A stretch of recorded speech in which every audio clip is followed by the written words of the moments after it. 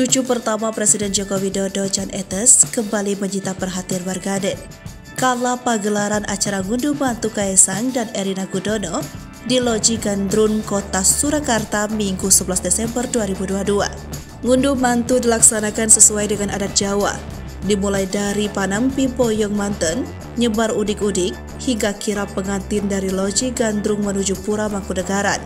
Dari seluruh rangkaian cara tersebut, ada salah satu momen membuat warganet salah fokus, yakni ketika Jokowi dan sang istri menyebar udik-udik berisi beras dan uang receh di sepanjang altar.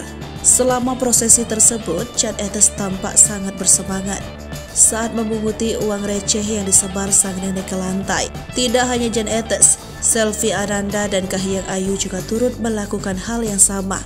Begitu pula Kaesang Pangarep serta Erina Gudono. Sementara Gibran Rakabuming Raka hanya memerintahkan Jan Etes sambil menunjuk-nunjuk uang receh yang belum diambil.